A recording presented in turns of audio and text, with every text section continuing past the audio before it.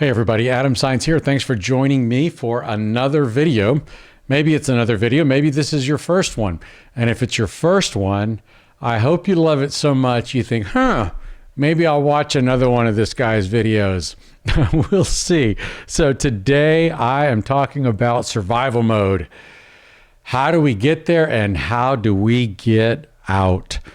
So as I'm recording this right now, the year it's January 2022, and we're still kind of in the thick of the pandemic, and many have been in survival mode for many months. And the reason I put this content together relates to navigating through the pandemic. When you think about all of the political and economic and racial,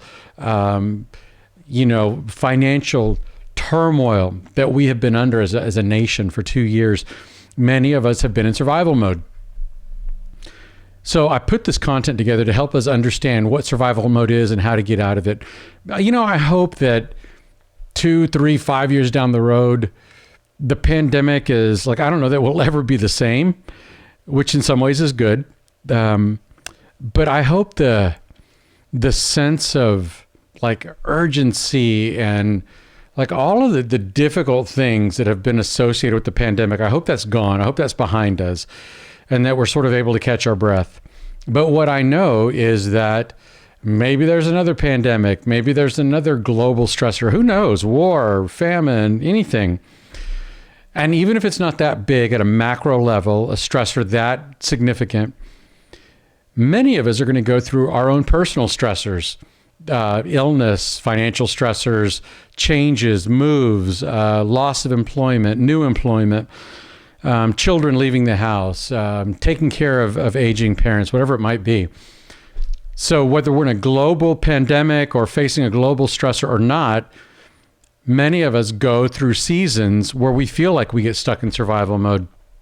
So while this content is relevant today in January of 2022, as it pertains to a pandemic, it's really going to be relevant for us throughout the rest of our lives, because again, we're going to be going through struggles that potentially could put us in survival mode. So I think the content will prove to be evergreen and valuable for years to come. So let me jump into the PowerPoint. Here we go. Preview. I'm going to do a warm-up exercise as I typically do in my videos. Talk about stress. What is it? What is survival mode, which is a specific, I think, specific expression or mode of stress. What does survival do to my body? Oh, that's a scary one.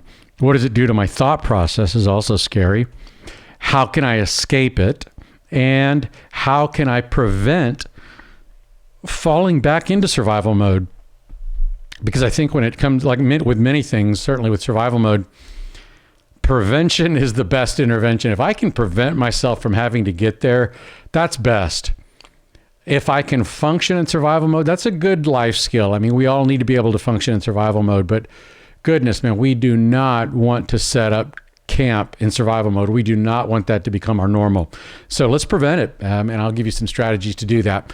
Okay, here we go. Here's your warm-up exercise.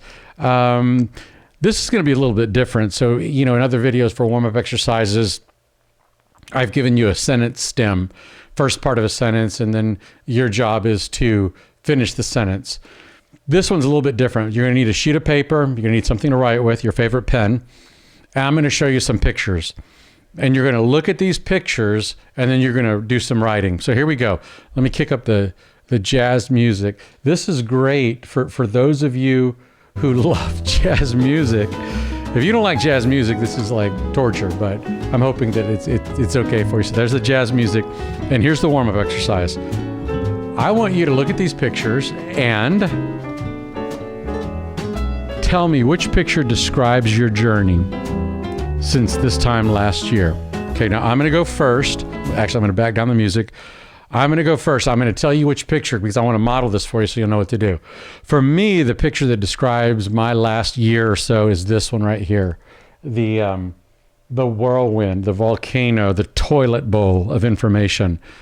All of that data and those books and papers. I mean, it just feels like I've been in a whirlwind of information and opinions and ideas and political and racial and oh gosh, and everything's just swirling and swirling and swirling. And I feel like I'm stuck in the middle of that. And I'm getting sucked into that center of darkness. I'm getting flushed down a toilet. That's what my last year has felt like. Okay, so that was me. Now I want you to find the picture that describes where you've been.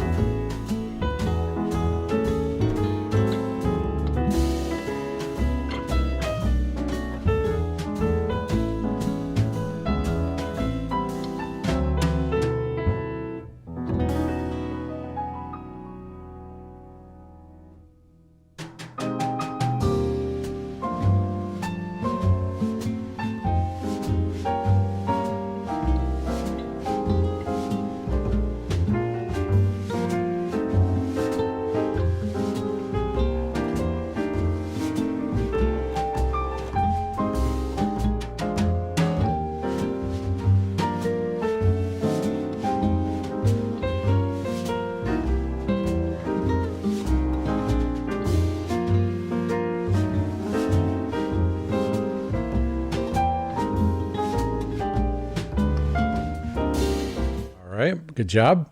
Now, so that was your journey picture since this time last year. Now you're going to pick this one. Which picture describes where you are today? So I'll do this one first and then I'll let you go. I am the cat. I'm the cat. And when I look at the cat, I see two main expressions. Number one, he looks irritated. And then number two, he or she looks focused. So I think I'm irritated because this was my last year. And I'm just irritated, like I'm already old. I'm already on my journey to being an old crotchety man. Like, hey kids, get off my lawn. I'm, turning into that guy. I'm already at risk for that. But good Lord, the last 12 months didn't help, So I'm a little crotchety and irritable, I admit. But I'm focused. I'm also focused because, when I wrote my book, this one here, the EQ Intervention, where I talk about the emotional intelligence work that we're doing with organizations and schools, that book was released in January of 2020. And, I was really excited about it.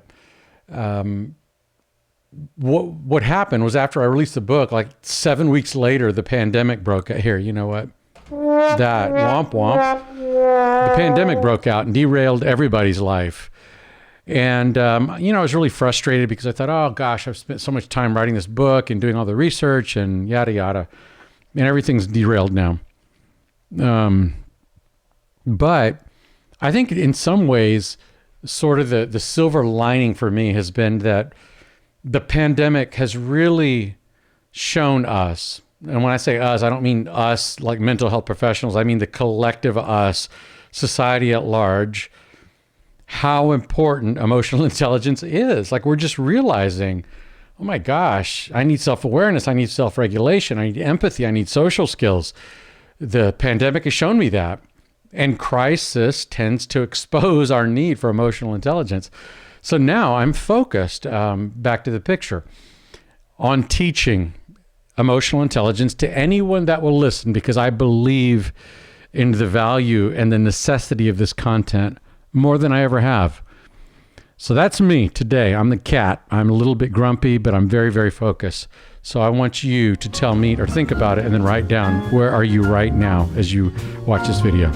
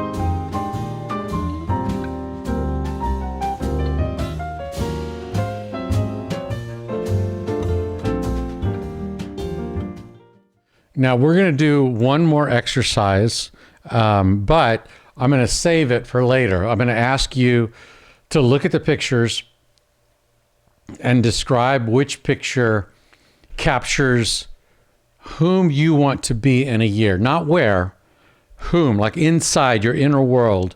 Who do you want to be in a year? But before we go there, I really need to talk about survival mode, because if you're in survival mode right now, it's very unlikely that you're going to be able to think through clearly to answer the question for reasons that I'll explain. Okay, so there we go. Now, that picture right there, that picture is me. That's another picture that describes, where I've been over the last year. And this is me actually on a good day. I'm that boat.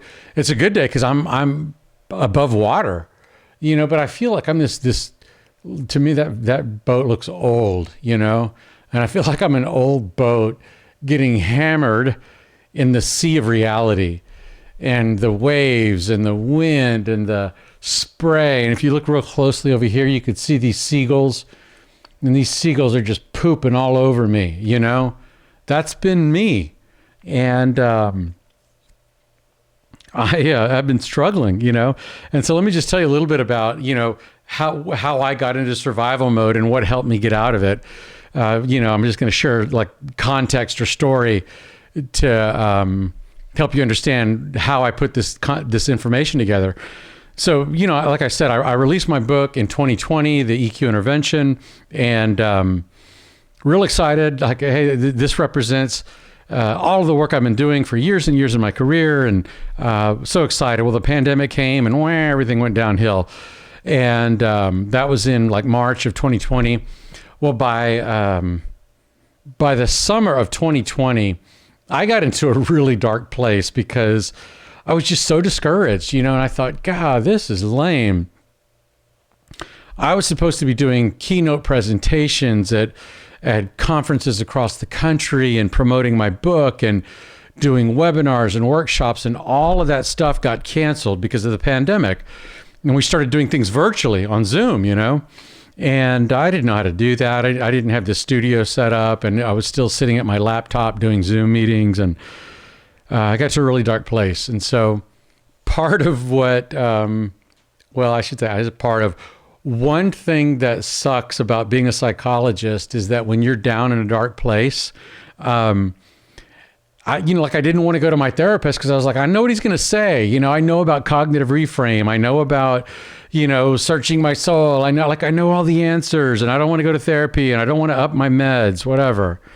I'm just going to go eat worms. I was in a bad place, and it was sort of like physician heal thyself, So one summer morning, I was just going to go eat worms.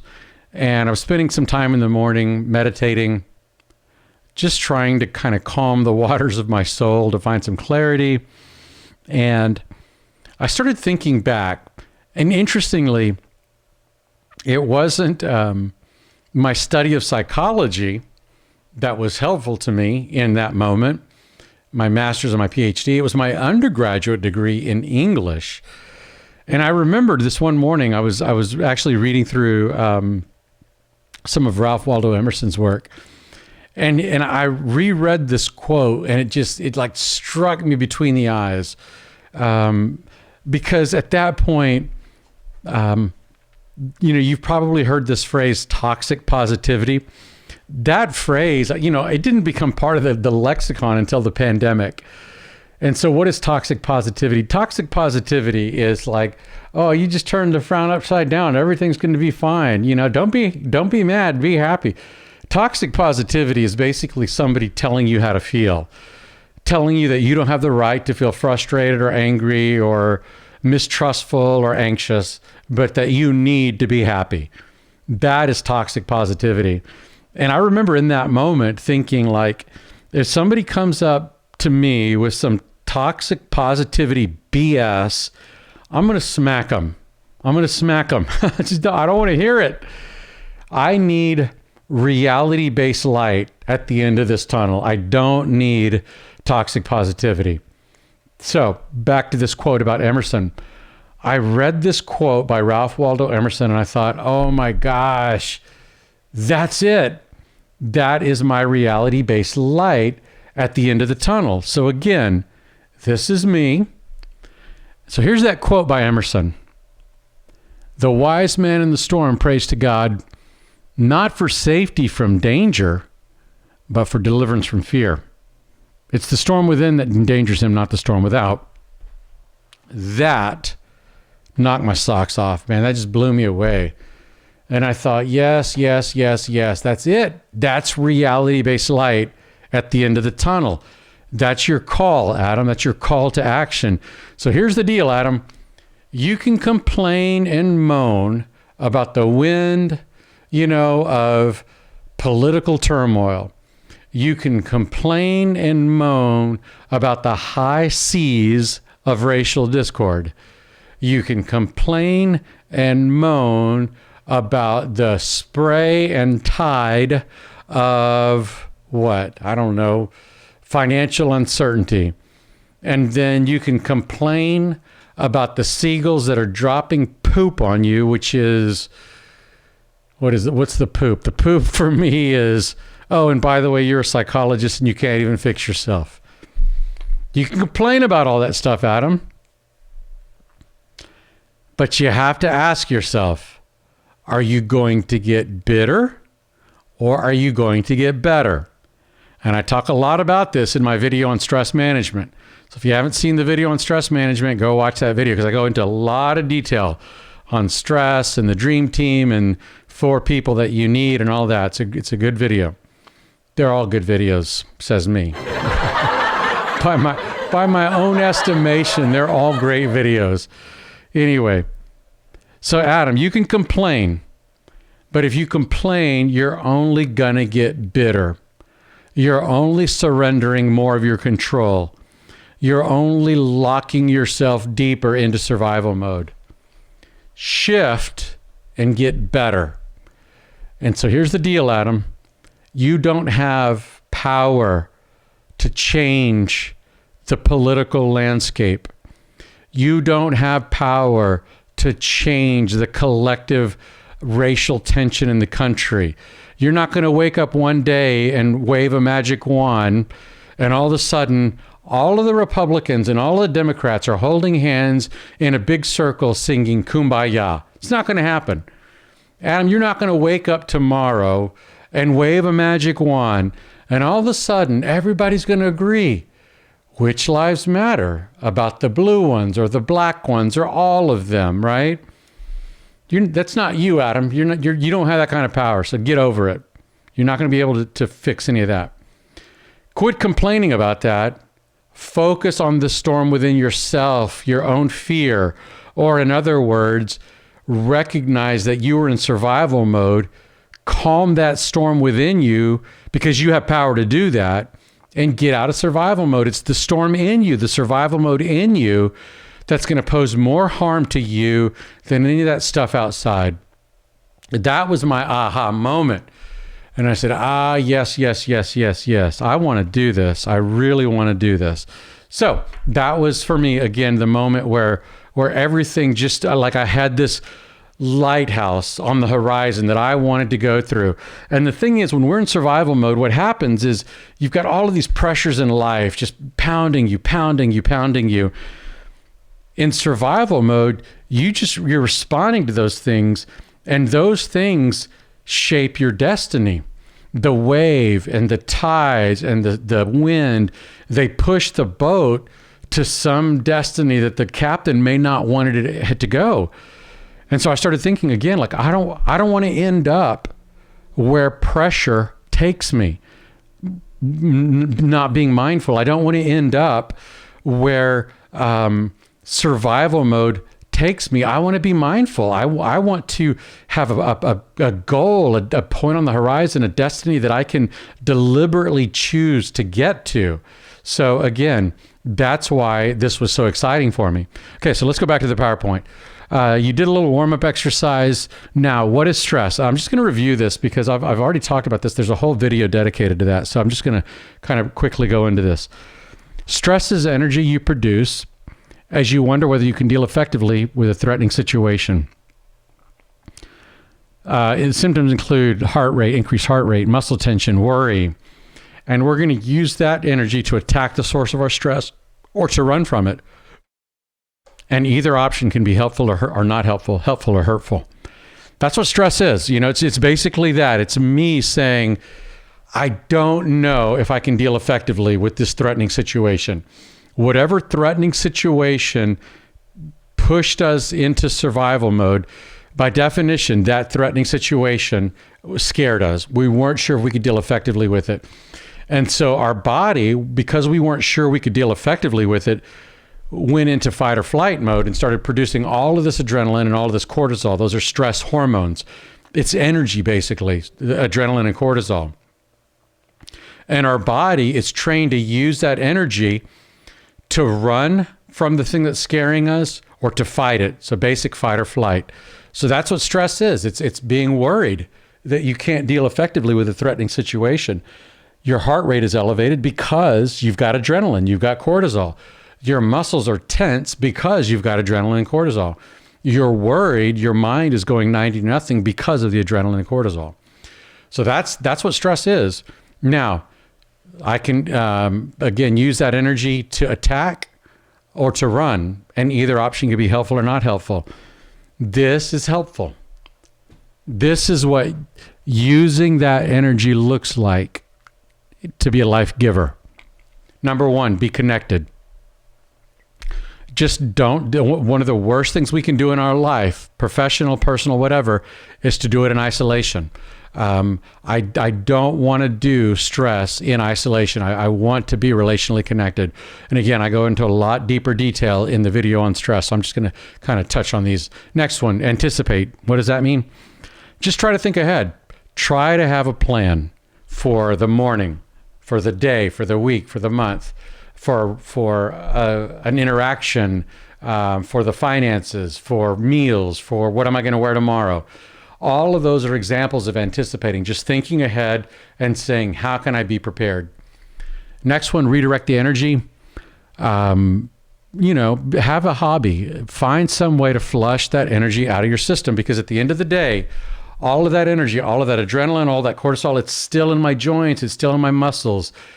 And if I don't flush it out of my system, I'm not going to be able to sleep at night. And sleep is so important. Sleeping equals healing. No sleep, no heal. It's that easy. And if I have adrenaline and cortisol floating around in my body that I haven't flushed out with a walk or with stretching or with yoga or Pilates or P90 or CrossFit, then I'm taking that to bed with me, and it's going to keep me from going to bed. And I don't want that to happen. So I want to redirect the energy. Next one, assert yourself. That just means set boundaries. Know when to say when.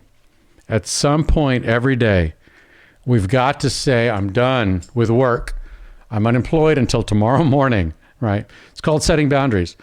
And going into survival mode personally because of this pandemic and then wanting to crawl out of survival mode, setting boundaries for me, like I've had to set boundaries like no other. Like I've never been through a season in life where I've had to set boundaries with my body, exercise, nutrition, finances, with relationships. There were toxic relationships in my life that I had just tolerated.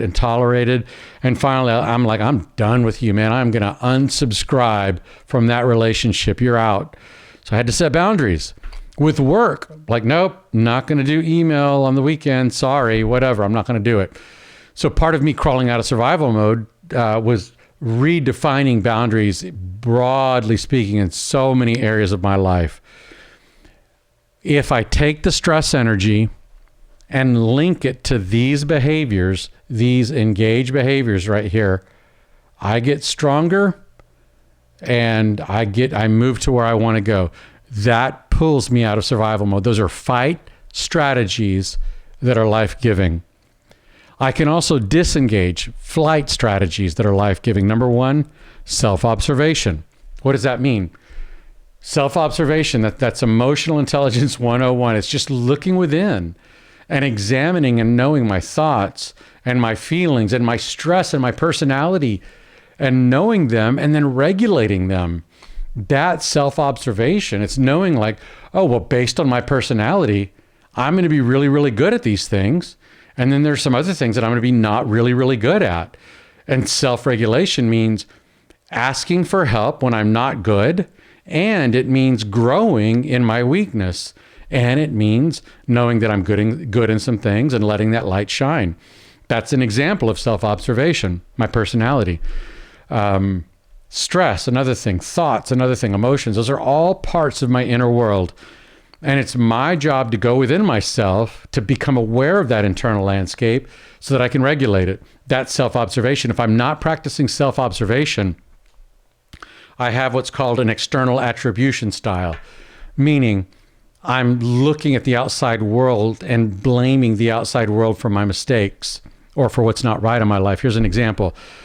This is a commonly cited example. I made an A on the test because I studied for it. What if I made an F? I made an F on the teacher because the teacher's not fair. Do you hear the difference in that? On one is an internal attribution style, one is an external attribution style. Self-observation is being rooted in an internal attribution style and saying, let me look within, calm the storm within me. So that's a disengaging strategy that's helpful. Next one, keep perspective. I call that the time test. And again, it's just this idea that, in the grand scheme of things, the things that are freaking me out right now, how big of a deal are they really? Some things are a big deal, like a global pandemic is a big deal. The guy that cut me off in traffic that I'm getting all worked up about, not really a big deal in the grand scheme of things. I probably won't even remember that next week, but I can get all bent and, turnt when somebody crosses me the wrong way because I lose perspective and I start in psychobabble. It's called catastrophizing. It's called making mountains out of molehills. Well, if I'm keeping perspective, that won't happen. So this is, again, stress produces energy, adrenaline, cortisol. When I connect that energy to these behaviors, this is part of what pulls me out of survival mode. These things right here, these life-giving strategies. Now, in contrast, when I connect adrenaline and cortisol to these behaviors, I become a life sucker. This is toxic, this is tonic. This is toxic. So let's talk about this. I'm stressed, I'm overwhelmed, I'm in survival mode, got a ton of adrenaline and cortisol pouring through my veins, loading my muscles and joints. If I attack, blame, and criticize, cause dissension, all of that stuff, man, it's just not good, not healthy. When I go there, I am part of the problem. I am the problem. When I become that person, that toxic, nasty person, it just doesn't help things, So it feels good sometimes, yes, to attack and blame and criticize, and it's just a quick release, but it's so damaging, so detrimental, and all it does is drive me deeper into survival mode. It creates relational isolation. The people that I'm with, it pushes them into survival mode. It makes them perceive me accurately as unsafe. It's just not a good thing. Not a good thing. So those are engaging strategies that are not helpful. They're hurtful. They're toxic. I can also disengage or run in ways that are hurtful. I rationalize. I can't own what I need to own. Don't accept responsibility. I'm apathetic. Whatever. I'm just going to show up. Whatever. I don't care if I do a good job. I'm going to leave.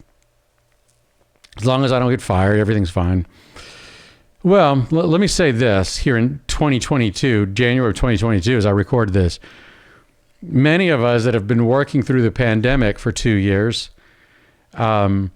we're barely engaged. Like literally just to show up for work for many of us is actually it truly is a huge victory. Just that we were able to show up is huge. So I'm not minimizing that or judging or shaming just this idea that we're going through the motions.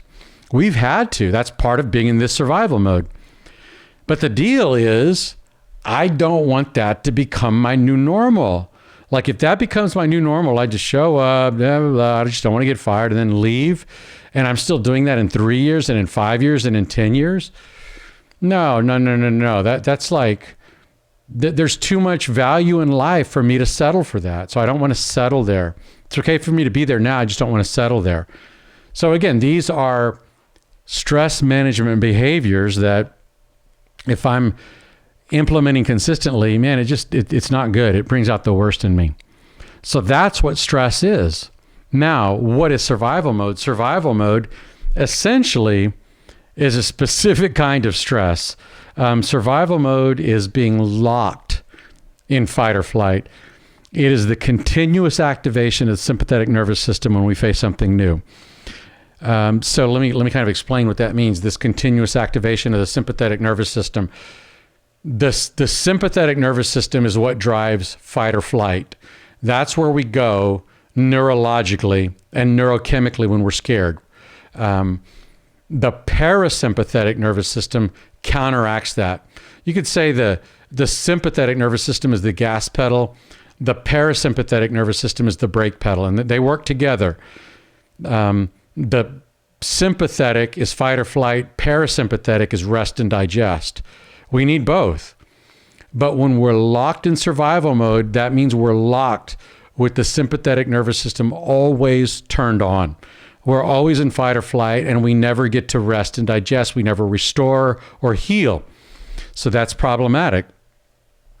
So it's being in continuous fight or flight when we face something new. Now, here's the deal with the pandemic in particular. We've said, it's not new. Like this started in March of 2020. We've been doing this for 2 years now. It's not new. Well, here's what's new. The next variant of COVID, the next political spin on health and healthcare, my level of depletion, that's new. I wasn't this tired as I was last year. So yeah, this isn't new to us, broadly speaking. It's year 2 in the pandemic, but there are still new variables that we have to face all the time. So it makes it feel every day like it's new. And then you show up for work and you may have planned things out yesterday, but you wake up today and that plan may not even be relevant anymore. You have to adapt to the new here and now. That's why it feels like we're always stuck in this survival mode. Okay. The larger the new, the deeper we enter into survival mode. Construction versus pandemic. So here's the example for that. I was driving to work. I had to be at my office at 9 a.m. for an appointment. It's a little bit late, but I was fine. I was going to get there, but a little bit later than I wanted to be. Headed to the office, and literally overnight, construction popped up on this road that wasn't there, and I hadn't accounted on it. I hadn't planned for it. So traffic was backing up, and I thought, oh, there's no way I'm going to be able to get to my office on time. This is new. By definition, I jumped into survival mode, fight or flight. What do I do? I can cut through into this gas station, go out the back way, cut through that neighborhood, and then I can get around, and then I'm good. So I did that. I planned my work, and I worked my plan, and I did it. I got to my office, and I made it for the appointment, no problem. Well, by the time I got into my office and I saw, I'm going to be fine, no big deal, I was out of survival mode. So it was just in, out, whatever. But again, a pandemic, we're in this, and we've been in it, which is why this sense of survival mode feels like it's just soaked so deeply into our psyche, like we are, I think collectively as a country, we are a 3-year-old that desperately needs a year-long nap. We are grumpy and pissy and tired, right? Because we have just been in survival mode for so long. So that's it. Now, what does survival mode do to my body? Oh, Lord have mercy. Physical symptoms. Number 1, remember we talked about adrenaline, cortisol. It makes our joints stiff and achy. Meaning my body is sort of set up, organically that when my sympathetic nervous system and my adrenal glands start to work, and there's the adrenaline and the cortisol, it goes where it's needed. That fuel goes where it's needed. Muscles and joints, because my muscles and joints are the main things I'm going to need to fight or to run. Okay. Well, here's the deal. If there's a lot of that and I'm not flushing it out every day with exercise, it stays in my muscles and joints. And if it stays there, I start to get stiff and achy because it's all that energy stuck there. And then the adrenaline cortisol goes to my gut and it gets in my stomach. And then the cortisol starts to eat my gut biome. And then my gut biome goes out of whack. And then I start having autoimmune things. You know, I eat food that my body is now interpreting as toxin. And so it triggers an automatic immune response. And so then I start having, as a function of my immune system getting triggered and activated by a bad gut, I start having more inflammation and stiffness and achiness. And it's a vicious, vicious cycle. And that's what stress does to our body. That's what being in survival mode does to my body. It makes me stiff and achy, and it leads to inflammation. No fun. Breathing stays rapid and shallow, you know, because part of what happens when my body produces all of that fuel, the adrenaline and the cortisol, it needs oxygen. My body needs oxygen to metabolize that chemical. So if you ever noticed, I don't know if you've ever noticed, whenever we're scared, if we see an accident happen or something scary happens, our immediate response is this, right? Our eyes get big because we want more light so that we can see. And then we open our mouth and we draw in air because instinctively we know we need oxygen. So when we're in survival mode, we're breathing like, you know, the panting dog. And that's a problem. It can be a problem. So our breathing stays at in this way that's not good. Those are physical symptoms. Now, what about the psychological symptoms, the thought processes? Well, number one, we remain hyper-focused on danger and we lose the capacity to find opportunity. What does that mean? Well, it means this. As an animal, my number one job, the job that supersedes every other job, is to survive. That's job number one. Stay alive, right? Safety. So my brain has evolved via evolutionary mechanisms to prioritize that task. So brain, job number one, make sure you're safe. Make sure that you're going to survive. Well, how do I know that? I have 5 senses that give me data about my environment. Eyes, nose, see, smell, taste, hear, and touch. Those 5 senses tell me what's going on around me. They come to my frontal lobe right here, where the executive functioning happens. And this part of my brain, the first task is to sort sensory data. Thinking, feeling, smelling, touch, all of that. And there are 2 baskets that the frontal lobe is sorting all of that initial data into. Basket number 1 is threat. Basket number 2 is safety. Okay. When I'm in survival mode, my brain is sensing threat, threat, threat. I see threat, I smell threat, I taste threat, I feel threat, I hear threat. Threat, threat, threat, threat. So my brain gets into this pattern of going to the danger basket, threat basket, and it just automatically starts assuming it's going to be threat data. It's going to be threat data. You're not safe. You're not safe. Stay in survival mode. Stay in survival mode. And if I'm there long enough, eventually what happens again is that I lose the capacity to find opportunity. Meaning I'm so focused on threat, I forget, oh, wait, I also need opportunity to escape threat. And opportunity lies in this other basket. So as long as I'm buried in danger data, I'm not thinking about opportunity. I lose the capacity to find opportunity. That's where growth happens. So think about it. We hear in schools a lot that kids can't learn until they feel safe.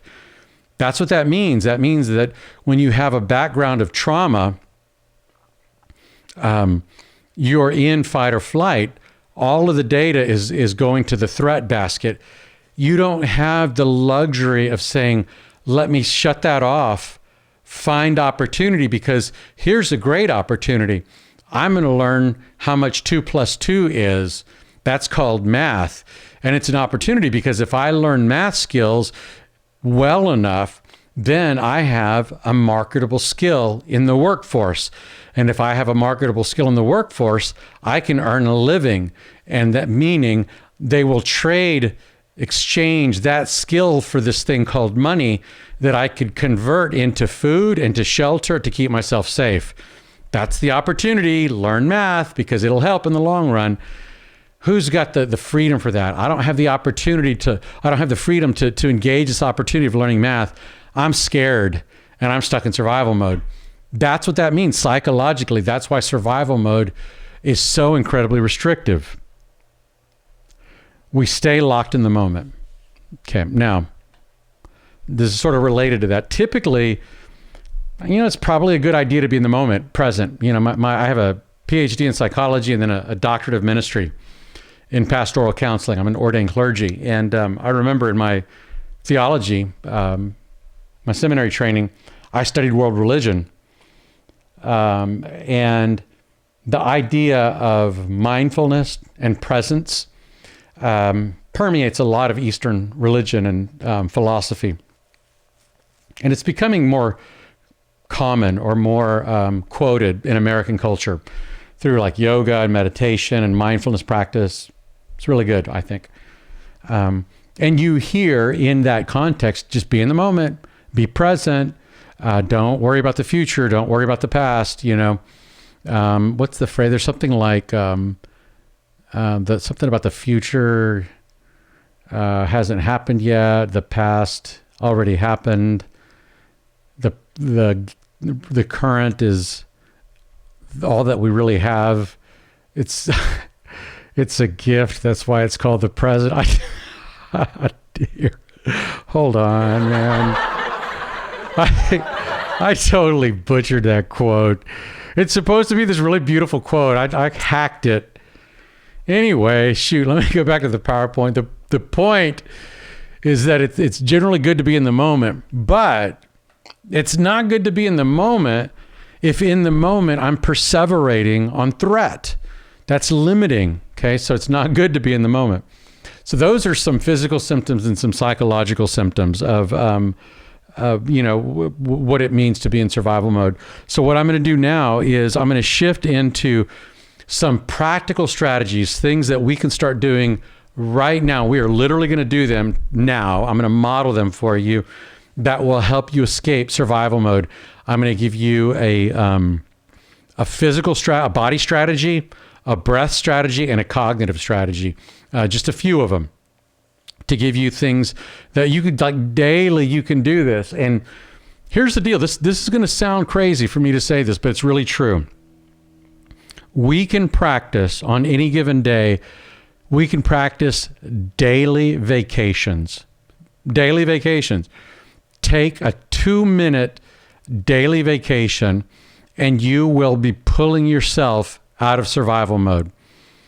So I'm going to go through and model these exercises. We're going to take more than 2 minutes to do them. But once you see what they are, you're going to see like, oh, I could string that together in a 2-minute window and pull myself out of survival mode. And here's the deal. Man, I don't think I'm so important in the world or to the world that if I pulled myself out of the game for 2 minutes, that the world is going to stop spinning. I really don't. And I think there's a good chance that you are wonderful, beautiful, incredibly talented, incredibly valuable, and not so important to the world at large that if you pull yourself out of the game for 2 minutes, we're all going to die, with all due respect.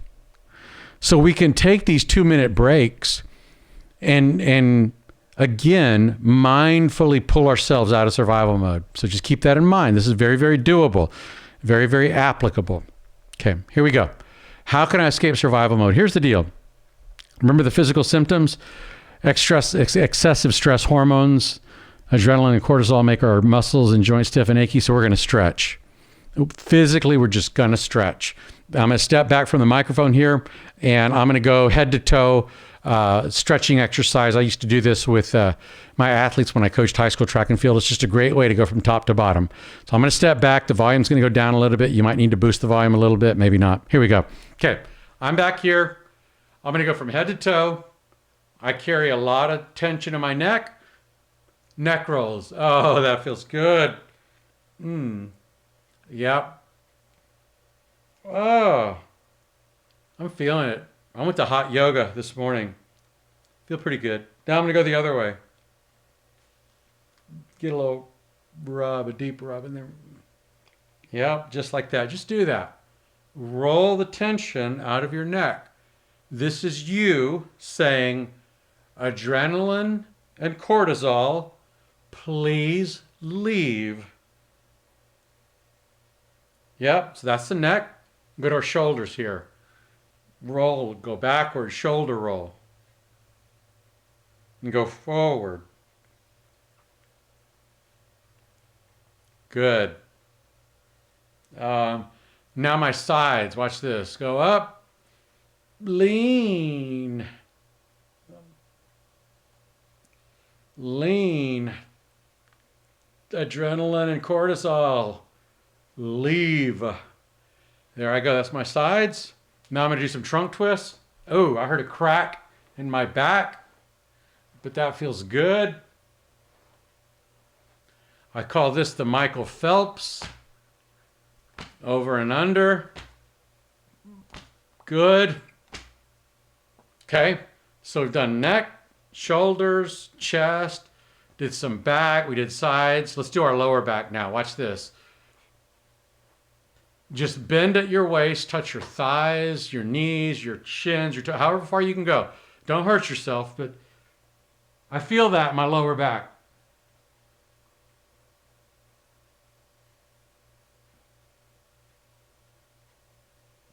Awesome. Okay, now we're going to do our thighs. Watch this.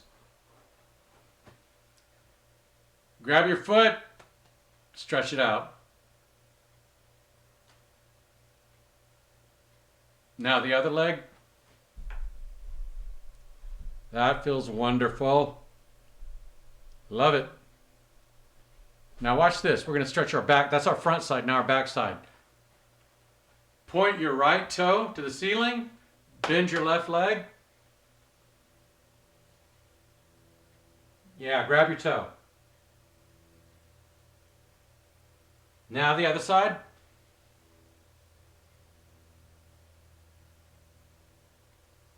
Good. Last thing. Just squat down. Stretch it out. Boom. There we go. That, right? Just that head to toe, by definition, flushed a little bit of adrenaline and cortisol out of my body. And so when you go, like if you ever go in for a deep tissue massage and they, start rubbing, like in your back and all that, they'll tell you drink lots of water, because when they start, pushing your muscles and stretching them, they're flushing all the toxins out of your muscles. And then drinking water, when you urinate, it flushes all the toxins out of your system. That's how you cleanse the system. And let me tell you, man, I'm a huge believer in hot yoga. If there's any way you can do hot yoga, you will sweat junk out of your system that has been there for 38 years. Trust me. So that's a great way to get your body out of survival mode. Next one. Breathing stays shallow and rapid. So we're going to breathe. I'm going to show some breathing exercises. Now, remember I told you when we're scared, like when we see something scary, we immediately go like that, right? Well, have you ever noticed that whenever you get good news and you get relief, you do this? Right? It's like, exhale, thank God. One of the quickest ways to shut off fight or flight, shut down sympathetic, turn on rest and digest, turn on parasympathetic is breath work. It's breathing. And when I can breathe so that my exhale is longer than my inhale, I'm moving in the right direction. So I'm going to show you what's called 4-7-8 breathing. And I think I don't know if I did this in my stress management video. I'm going to model this for you. You could do 4-5-9. I mean, you could mix it up. The point is, go through this rhythm and make sure that your exhale is longer than your inhale. So you breathe in for a 4 count. Hold.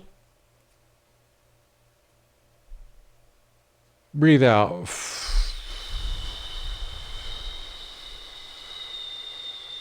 Breathe in. Hold. Breathe out.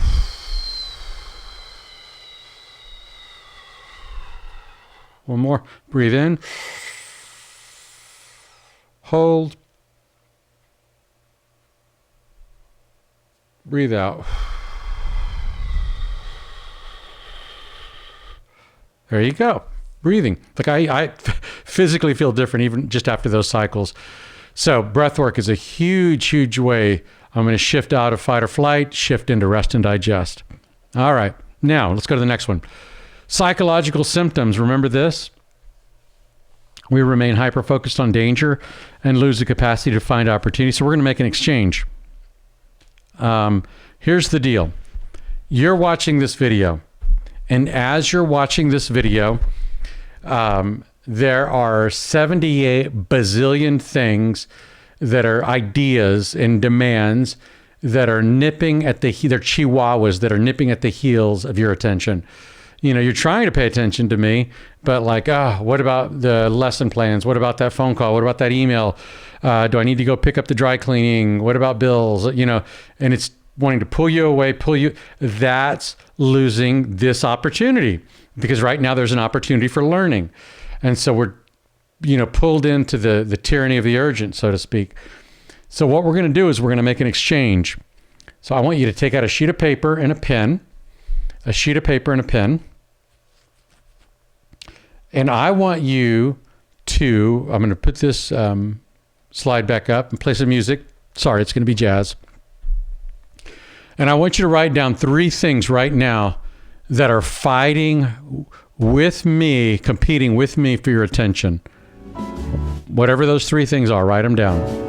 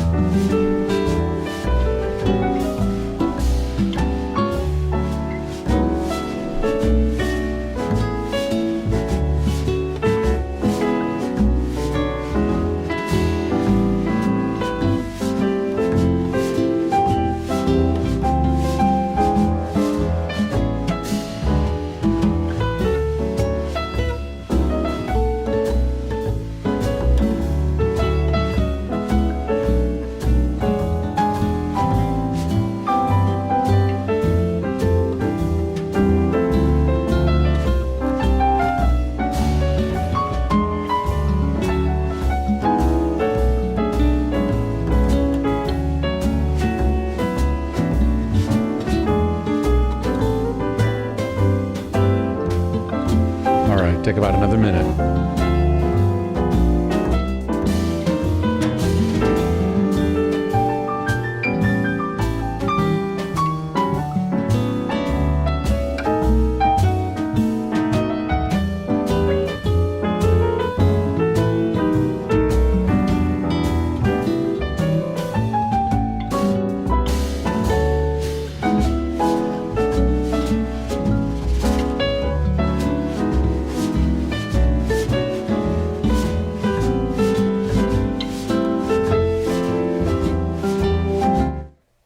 So you've got your piece of paper, and you just wrote down some things that are potentially distracting you from this moment, from gaining this opportunity. What I want you to do is take that piece of paper and fold it, and then fold it in half again. So fold it in half once, fold it in half again. Do that. Now here's what you're going to do with this. It's going to sound weird. I want you, if you're sitting down, stand up, put it on your chair, and then sit on it. and just sit on it. Or if you're already standing up, and I don't know why you'd be standing up and watching the video, but maybe you are. Drop it on the floor and put your foot on it. Just put it underneath you. Okay. So what does all that mean? Well, it's this. The bottom line, this may sound weird, but I am not my thoughts and I am not my feelings. I'm not those things. The proof I have of that is that my thoughts come and go, but I stay. My feelings come and go, but I stay. Anger comes, but I'm not my anger, because the anger goes and I stay. So there's this distinction we need to make, that I am not my thoughts and feelings. I have thoughts and feelings, but they're not me. So the way it works is this. You can think of thoughts and feelings. Like, let's say you're on the side of a highway, in a building, let's say. And you're looking out and you see traffic. Thoughts are cars going this way and feelings are cars going that way. All this traffic. And we're observing them. So I'm not my thoughts and my feelings. I am the observer of my thoughts and feelings. But what happens is this thought comes along of, oh, I need to send the email to that employee. And then a feeling of, I'm so mad at them because they're idiots. I shouldn't have to send this email, but because they're too thick to get it, I've got to send this email. And so then the thought and the feeling are there and I get consumed with it. And that's like me jumping in the thought and then letting that thought take me away. I'm going to write the email. When will I write it? Well, what will I say? Well, what language will I use? Should I store it and send it later? Like, that's me just getting lost in that, letting that thought carry me away. But I'm not that. And so this exercise is a practice in that. So thoughts are like 3-year-olds.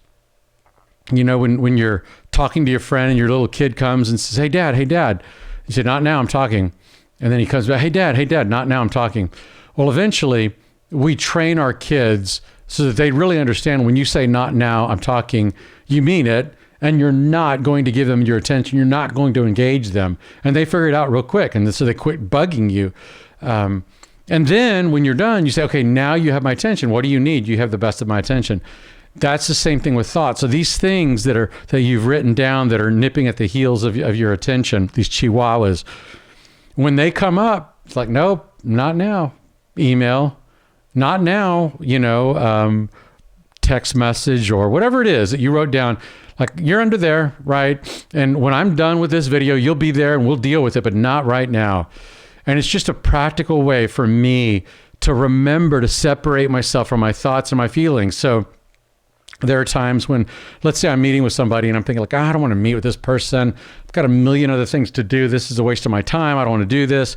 Well, when I get into that meeting and we're having this important meeting and I start looking at my phone or doodling, or I'm not present, I'm looking away, whatever, I'm communicating. I'm not with you. I'm being distracted.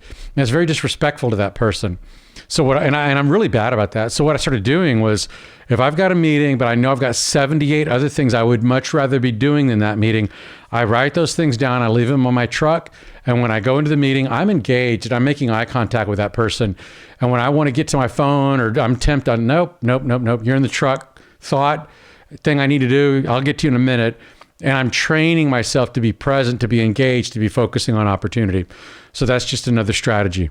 So those are great things you can do to pull yourself out of survival mode. And remember, the stretching, the breathing, and that little writing exercise, you really can pull that together in 2 minutes. You can go through that in 2 minutes before a big meeting, before you have to manage conflict with somebody, before you're about to do something that you really don't want to do or go into a meeting you don't want to go into.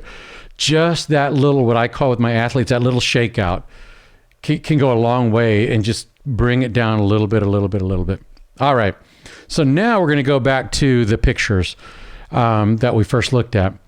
We're going to look at these pictures, and now I want you to look at these pictures. You told me which picture describes where you were last year, which one is where you are today, and now I want you to describe which picture is where you want to be at the end of the year. now that you can escape the tyranny of survival mode, now that you can lay aside the distractions that are wanting to pull at you. So let me give you an example of this. Two examples on back to this. So where do I want to be? I want to be the skateboarder. So many, many, many years ago, back when Abe Lincoln was president, I used to skateboard. And what I know as a former skateboarder is that picture here, this is not that guy's first down a skateboard. What he's done there represents lots and lots of blood, sweat, and tears. And he's done it so long, he's making it look good, making it look easy. It's beautiful. It's glamorous. It's sexy, that aerial out of a bowl there. But he didn't start there. He started, step 1, get on a board. Step 2, try not to fall off. Step 3, learn to go straight. Step 4, learn to turn, learn to tap, learn to do a ramp, learn to do a bowl. I want to be that. When I think about all of this being in survival mode, my vision, instead of being the ship that's being beaten by waves and pulled off of its journey, is like my lighthouse on the horizon is I want to be the guy on the skateboard.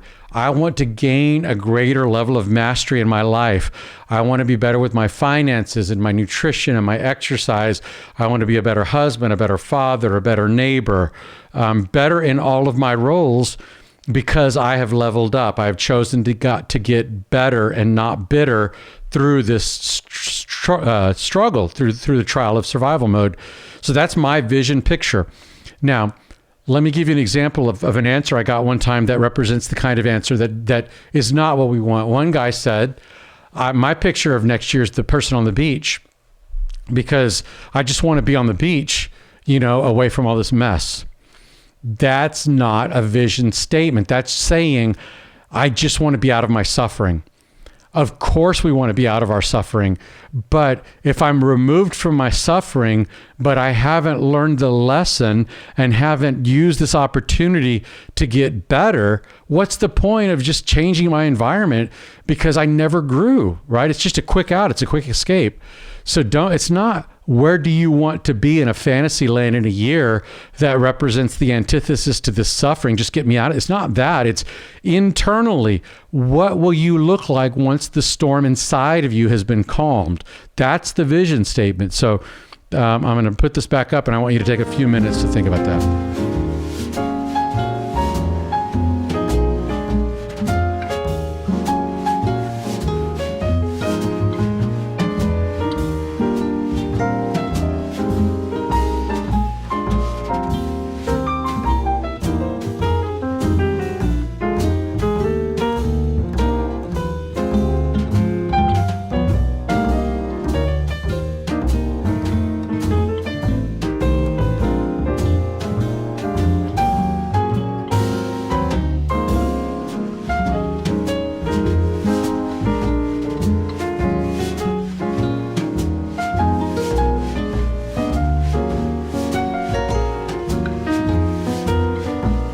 We'll take about another minute there.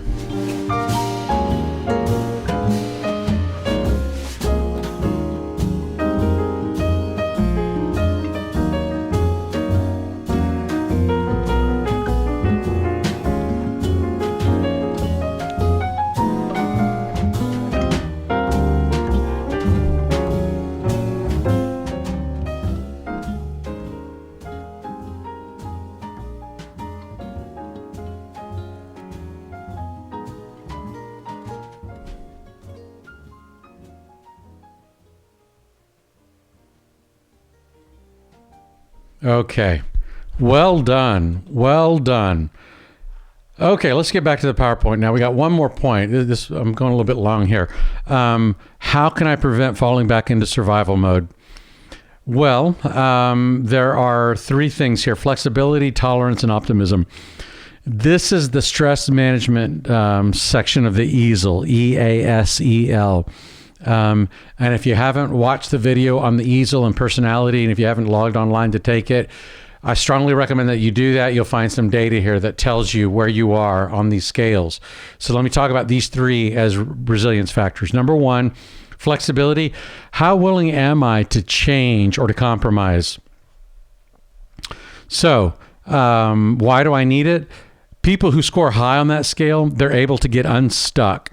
When they have a problem, they're able to build meaningful life regardless of external circumstances.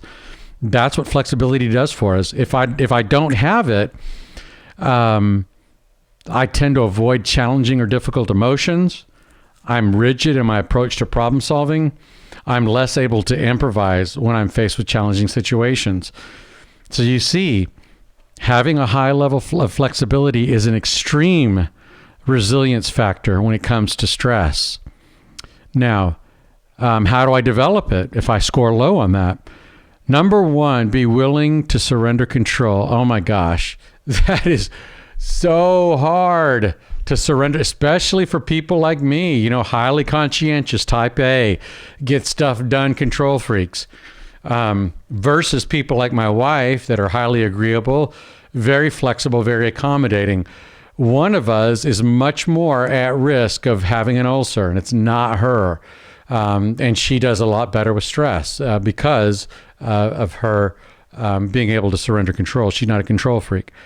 Next one, try something new, a new meal, a new dish, a new routine, a new outfit, new music. What else can we do that's new? A new language, a new instrument. Just try something new to break out of patterns. Drive to work a different way. Here's a weird one. Try a different morning routine, in terms of, instead of brushing your teeth after you shower, brush them before, or whatever. Just try something new. Break it up. Order and go to a different restaurant. Order a different food. Stretch. We did that earlier. We're talking in the context here of cognitive flexibility, but physical flexibility, there's a lot to be said for it. Observe, but don't act on emotion. That's flexibility. It's saying, I'm really mad now. I'm not going to act on the anger. I'm not going to call anybody an idiot. I'm not going to hit anybody. I'm not going to withdraw, but I'm going to observe it. I'm angry. I'm acknowledging, I'm honoring the emotion, but it's not going to control me. When I get to that place where I'm honoring and acknowledging emotion, but not letting it control me, there's a great cognitive flexibility in that. Next one, tolerance. Tolerance is how well do I endure difference? Political difference, religious difference, sexual orientation, gender, age, race. This is big. And if you haven't watched my video on conflict resolution, the reason that we have conflict is because we are different. The reason that we have conflict is because we have different, and those differences mean we want and need different things, which leads to conflict. So there's a lot more about that. But how well do I endure difference? I need it because if I score high on that, people who are tolerant are accepting, flexible, and forgiving.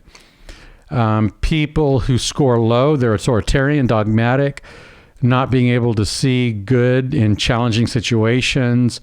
They reject differences. They lock into a single solution. And again, that you may look at that and think, so what? What's the big deal?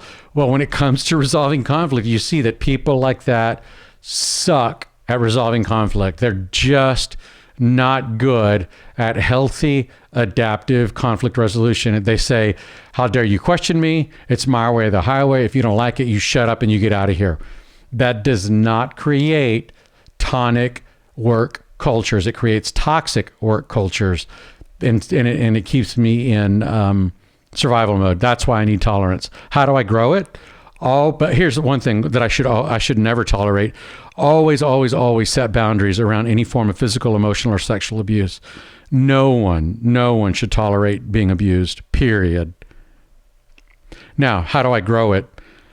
Grow empathy, It's a prerequisite. I've got to be able to see with your eyes, hear with your ears, think with your mind, and feel with your heart.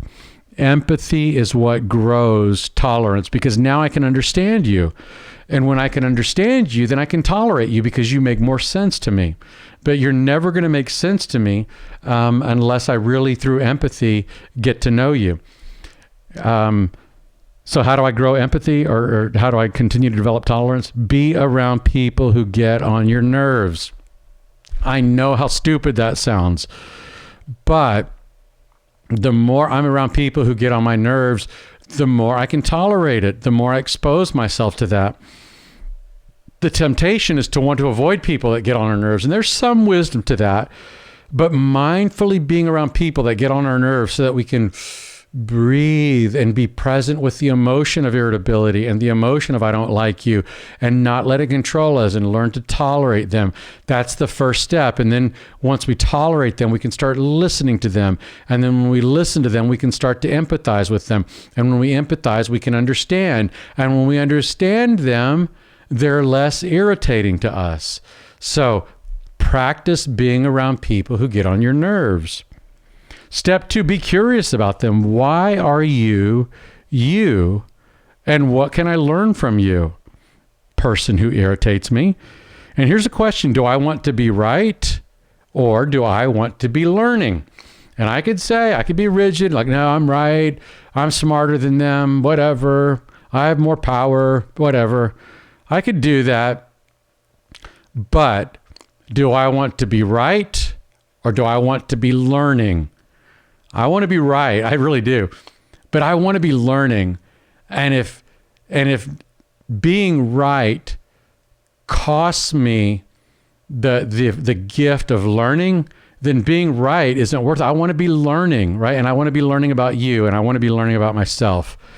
Step 3, act again, but observe, but don't act on emotion. Okay. Optimism, last one. Is it possible that the future holds a favorable outcome? In this pandemic, in this thing that's thrown me into survival mode, is it possible that the future holds a favorable outcome? If I score high on that scale, I have positive day-to-day interactions. I'm upbeat. I can use humor appropriately. My glass is half full. If I'm not optimistic, I'm less likely to experience success when life gets challenging. More likely to experience debilitating frustration. My glass is always half empty. So back on the easel, these scores reflect that. Optimism is not wishful thinking. Maybe through the pandemic, the federal government will realize that we all need company cars, and that's not realistic. That's wishful thinking. That's not optimism. Optimism is not toxic positivity. Tell people that they're wrong to feel angry, and they should just feel happy because they have a wonderful boss like you.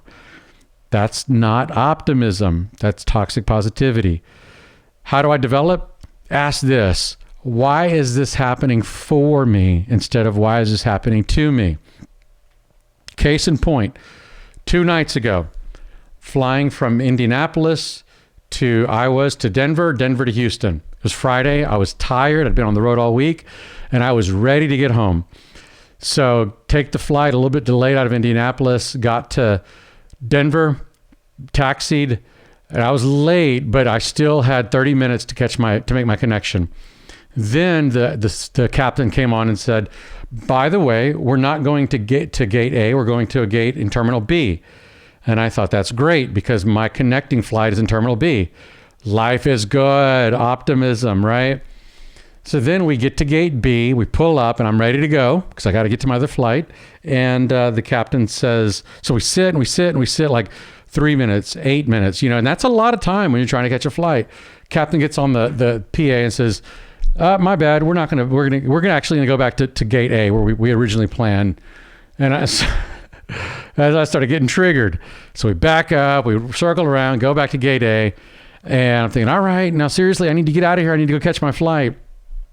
And we sit, 2, 3, 5 minutes. And where I had a 30-minute window, now I have 6 minutes to get to my flight. And the captain says, sorry, we're just waiting for the jet bridge to come. There's nobody there. So then I just full on, like, went 3-year-old, and I was like, what is this? This airline must have 6 employees that run Denver Airport. Is that the deal? Or maybe their walkie-talkies didn't work from the control tower to the plane. And they, like, what kind of idiot is running the show here? Like, all my thoughts were going there. So like, okay, stop. Not why is this happening to me? What about why is this happening for me? How about this, Adam? You, Adam, high conscientiousness, control freak, rigid in your thinking, who values the completion of tasks over relationships? Is it possible that this is happening for you because it's giving you an opportunity to practice those breathing strategies you always tell other people to practice? Is it possible that it's giving you an opportunity to practice those cognitive reframe strategies that you always tell other people about, making mountains out of molehills? Okay, yes. That's very possible that's why this is happening for me and not to me. So I took my breaths, I calmed down. Good news, my connecting flight was also delayed, and I made my flight. I got back to Houston and happily ever after. So there you go. All right, last one. How do I develop optimism? Acknowledge problems and move quickly to mindful solutions. Acknowledge them. Don't avoid them. Don't, minimize them or whatever. And then congratulate yourself daily. When you do good work, pat yourself on the shoulder and say, good job, Adam. You got all bent sitting in the airplane, getting all, triggered because your schedule was getting rocked. But you remembered, not why is this happening to me, but why is it happening for me? And you did a good job. Congratulate yourself. All right. We have come to the end. Let me summarize. We did a warm-up, talked about stress. We talked about survival mode. What does it do to my body? What does it do to my thought processes? How can I escape it? And man, how can I prevent falling back into it? Those 3 things, optimism, tolerance, and flexibility, make me less likely to dive into survival mode. All right. Thanks so much for watching all of this video. I hope you've learned some great strategies to pull yourself out of survival mode. Have a vision, have a lighthouse on the horizon that you are mindfully pushing back against the seas and the tide and the waves and the seagulls pooping on you. And you say, no, I am the captain of my destiny. I'm going to end up where I want to go. All right. Thanks so much.